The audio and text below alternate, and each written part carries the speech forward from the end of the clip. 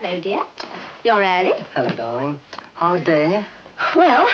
Never mind, let's talk summer holidays. Oh, yes, that's better than a tonic. Here you are. Spain, France, Italy, anywhere you like. Do you know where I'd really like to go? Just name it. Back to Butlins. I hoped you'd say that. 50 years ago this Easter, a showman called Billy Butlin borrowed £25,000 from the bank and took the gamble of his life. To many a seaside landlady, his idea must have seemed preposterous. To the working man, a week's holiday for a week's pay, 4 meals a day and all entertainment free, represented value undreamed of. In April 1936, Billy Butlin opened his first ever holiday camp at Skegness, an idea that would become an institution, that would become a legend, and so would the man himself. And I only ever saw him once, and he came down to Clacton when I was there to sort of do his annual inspection or whatever it was, and he just sort of marched around the camp with all these guys walking behind him, you know, and we're all terrified. But he actually walked through the dining hall, you know, just marched straight through it very quickly, you know. It was like sort of like a prisoner of war camp, really, wasn't it, you know. The commandant is here, you know. And he walked around looking at everything, and I was standing by the door as he came out, and he stopped as he got to the door and turned to one of his aides and said, "On table 17, there's a sauce bottle, and the label is torn." And just walked on, and I thought, wow, that's really something. Cut.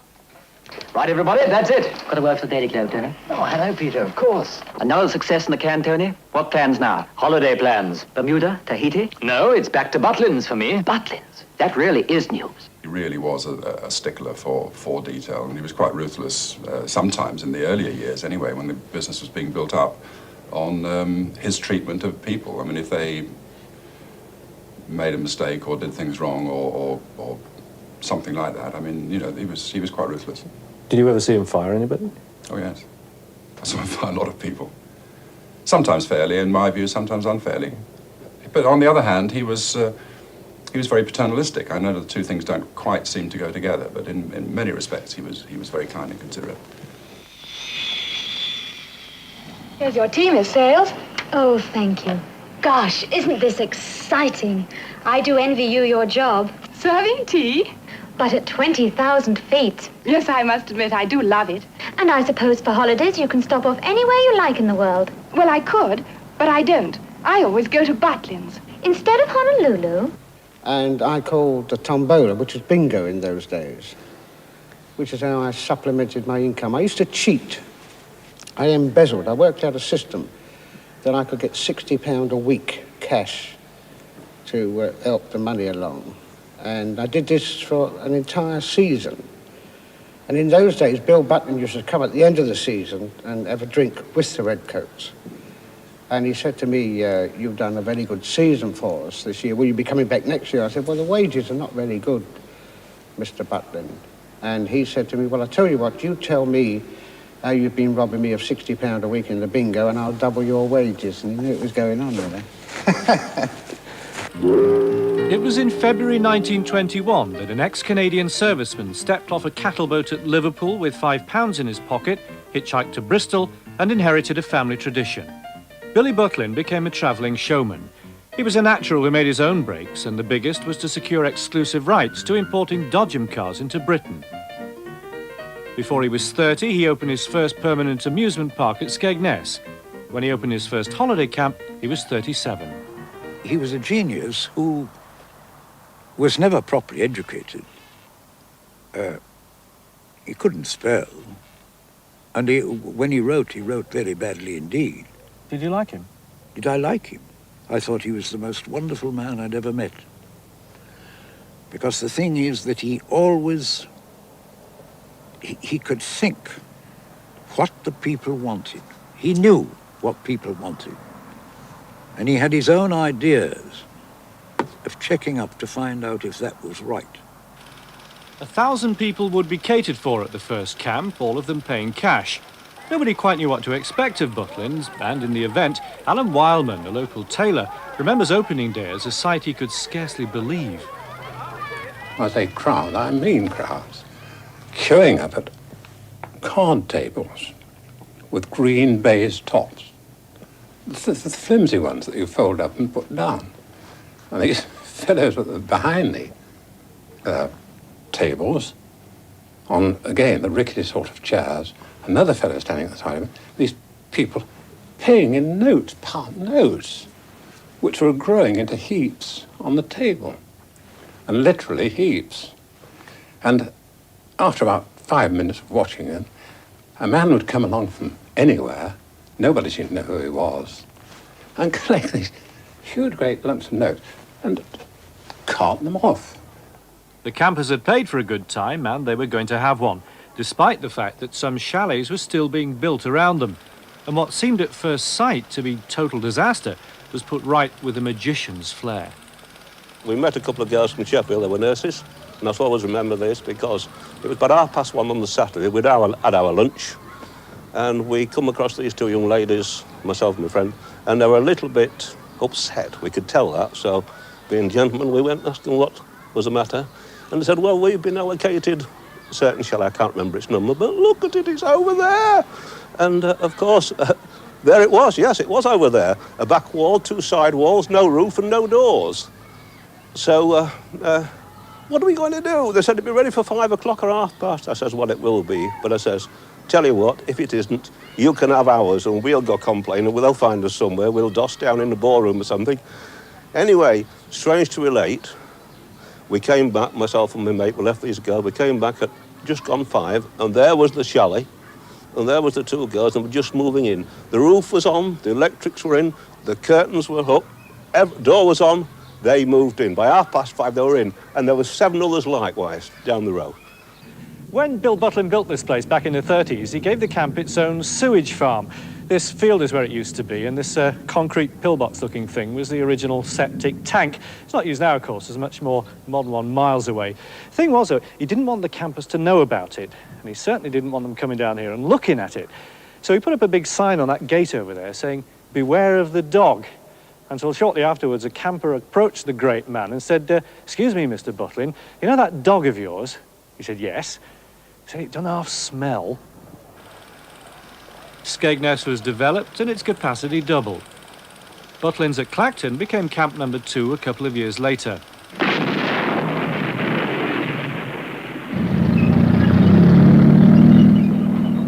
But as Billy Butlin's empire was growing, so was Adolf Hitler's. War broke out and Butlins at Clacton became an internment camp for Germans living in Britain. Skegness, meanwhile, became a naval base, HMS Royal Arthur. George Melly was just one of thousands who were sent there, unaware of what the camp had been in peacetime and unprepared for what he found. We had to go and pick up our irons, knives, forks and spoons, at the annex to one of the dining halls, which before the war had clearly been a sort of faked-out village pub, because there was a facade of a pub called Ye Olde Pig and Whistle with a sign hanging down, and a wren handing you your knives and forks and things through the mullioned window. And in the middle of this room, growing from the floorboards up to the ceiling, was a huge fake plaster of Paris tree with the branches vanishing into a ceiling which was painted to resemble clouds, you know. So I was very keen on the Surrealist movement, and I thought that they'd somehow taken over the Navy. And then we went into the dining hall, which was sort of Art Deco, which I thought was very nice. And then we had to have all our tests, you know, the medical checkups and so on. And as I recall, the sort of drop your trousers cough test took place in a room which was called the Bee Pirates' Cave. What is this? You know, there were papier-mâché skeletons embedded in rocks, and this sort of doctor and a troop of shivering sailors marching past him. George Melly was also sent to HMS Glendower, Butlins at Pwllheli. But I had a lot of funny experiences there. They had mounted a Bofors gun on the cliff top. It's rather more dramatic, the Pwllheli camp, than the Skeggy one. And there was this Geordie petty officer who showed us how to shoot this gun. And he gave us a lecture about how effective the gun was, you know. It was a really effective gun. And then he said, for instance, you see that seagull? Well, there's this poor seagull. He didn't call it a seagull, actually he called it a shitehawk, which was a naval slang for one. You see that shitehawk over there? Yes, we all said, no shitehawk, one feather drifting down towards the North Wales grey-green sea. A man we seem to have seen before somewhere looks down from a balcony in Whitehall.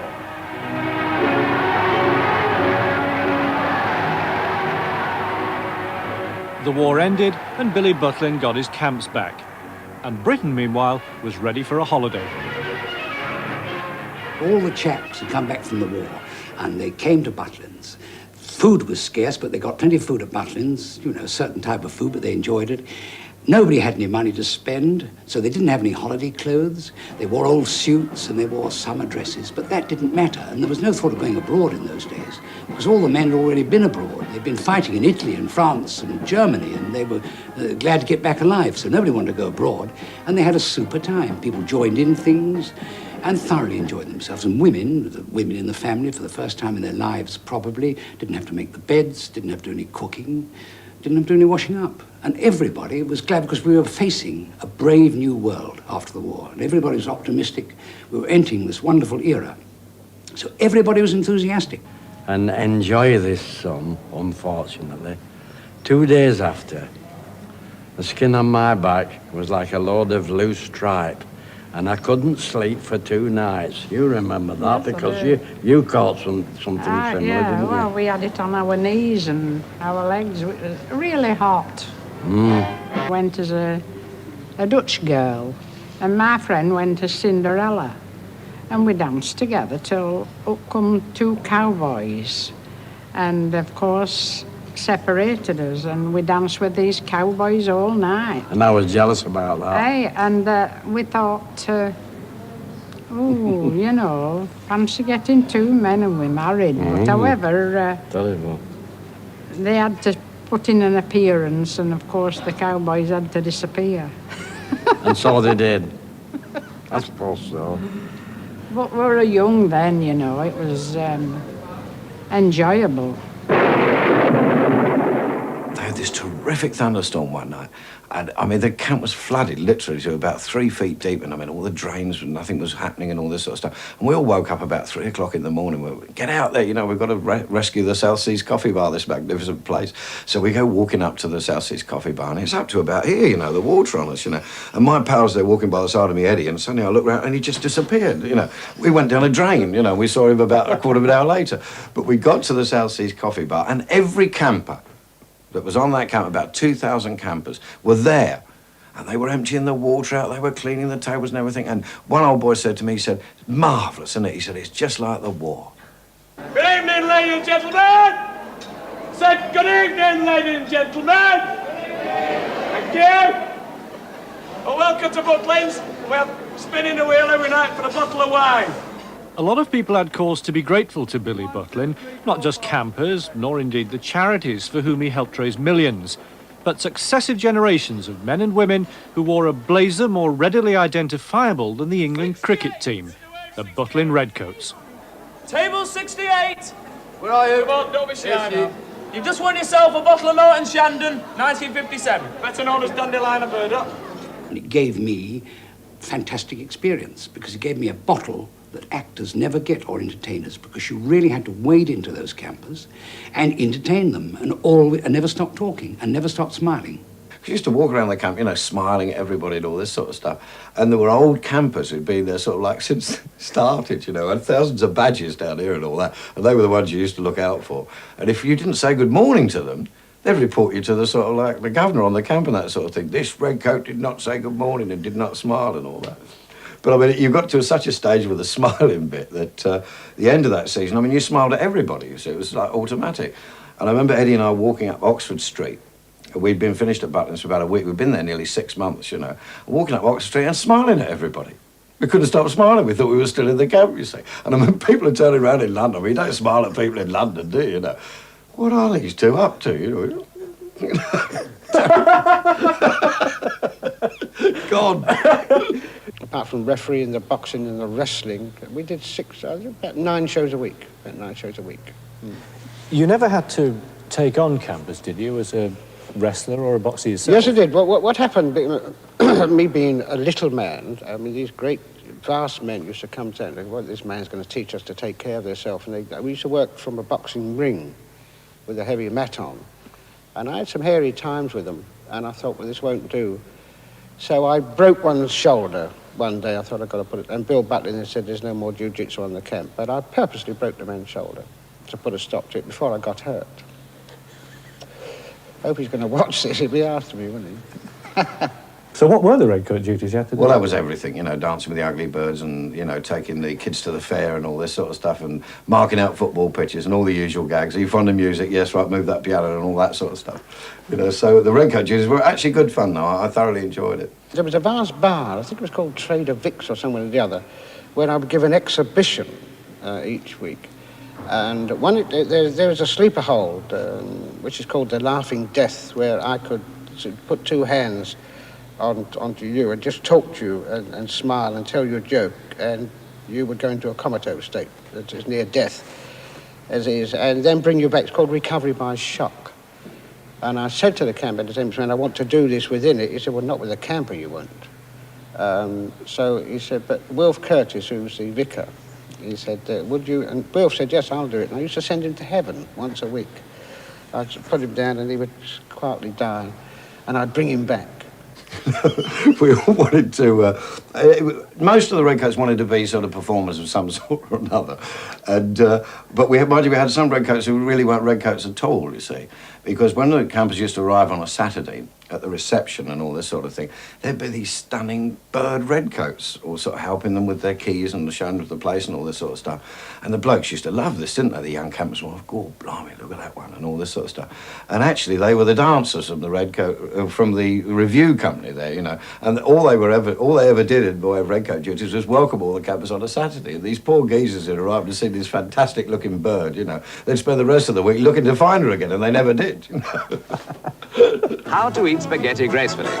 However, on this occasion, all that is being thrown to the winds in the cause of speed, for this is a spaghetti eating race. The location is a holiday camp at Clacton, and what the competitors may lack in experience, they make up for in enthusiasm. They're under starters' orders, and they're off. You made your own fun, and if there's one cross Butlins has had to bear in its 50 years, it is that campers were forced to take part in communal jollity. Tosh. Most of them couldn't wait to get stuck in. Hey, by gum, we give you some clog. Hey, we have such fun when we give you some clog. We're from the north of Watford Gap, and we all wear clogs and a big flat cap. Hey, by gum, we give it some clog. When we hear brass band, we give it some clog. Hey, we feel right grand when we give it some clog. After 2 black puddings and a nice oxtail, we'll swiddle it down with a bucket full of ale. Hey, by gum, we give it some clog. Hey, by gum. Hey, by gum. Now when we dance at Butlins, we'll be giving it some clog and singing hey, by gum. Talent contest hopefuls, and you're looking at the favourites. We're 2 Butlins tramps, sometimes Skegness cramps, and we're never not happy unless we're in camp. I'm Fred. I'm Joe, and sometimes we're low. Those bingo balls can be such cads. We'll swank in the pool rooms and dance in the ballrooms and watch Butlins value pack shows. 'Cause we're 2 Butlins content to boast. Oh yeah.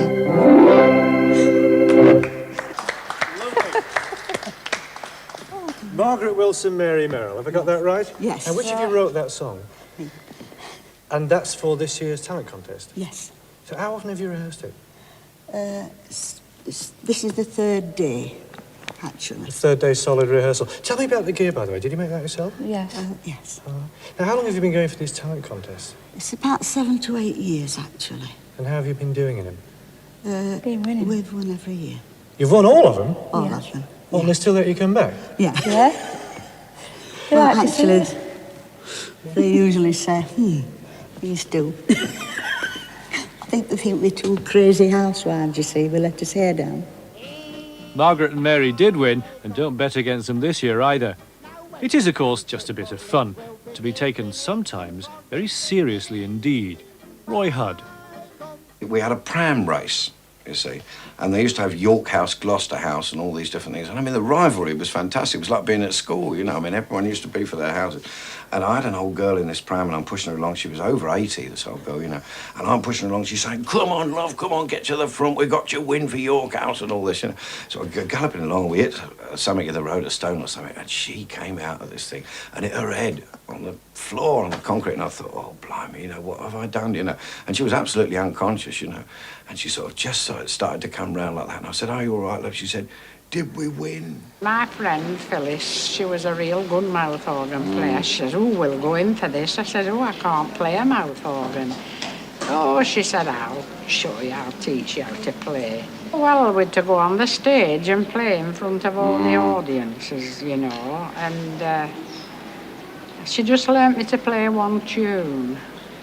And I think we won a bit of something for having, you know, for going up on the stage. Oh, yes, what did Jenny do? Because there wasn't many entries. Consolation prizes. What did you win? I think it was a box of talcum powder, something like that. Do you remember what you played? Yes. Yes, I remember the tune that she taught me to play. Can you still do it? I think I can. Wait a minute.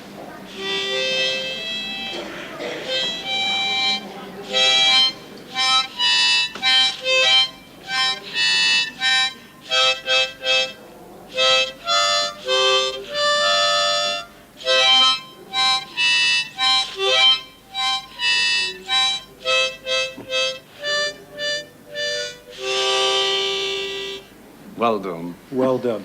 And that's worth more than a box of talcum powder, isn't it? That's it. Oh, well, that was the tune, and she And it could was play. nice all over then. Well, of course, we did a tremendous lot of national competitions.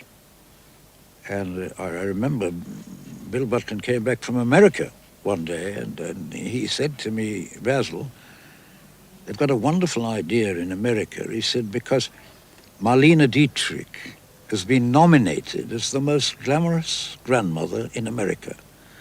And he said, "I can see a national competition to find the most glamorous grandmother in Great Britain." And to the best of my knowledge and belief, that's still running. Good evening, what's your name? Frances Maloney. And how many grandchildren have you got? I've got 4. Indeed, the competition is still running, and for 25 years, Frances Maloney has been trying to win it. And in that time, she's seen it all. Oh, yes, I could write a book, but I think one that sticks out in my mind was a certain young lady, and it was the first time she'd never entered before, but she put her name down because her daughter was pregnant. Well, come the time of the pregnancy, it didn't work out like that. The daughter hadn't produced the goods, so the mother just went out and got I don't know how many bottles of olive oil, castor oil, I beg your pardon, and she just pushed them down the daughter, and the daughter did and produced the goods. And the lady went on and went through to the grand final. Did she win it? Later on, she did. Well, Frances didn't advance to the grand final, but she won the heat. And there's always next year. And, of course, it's a Butlins holiday camp. All over the place, you'll find that holiday spirit that makes everything go with a swing. Total strangers are strangers no longer. Coming up in part 2, the sexy 60s, and how many bodies you could cram into a chalet, what to do with a dead elephant in the camp swimming pool, and how to hypnotize a chicken. Yes, friendliness is the keynote in everything you do at Butlin.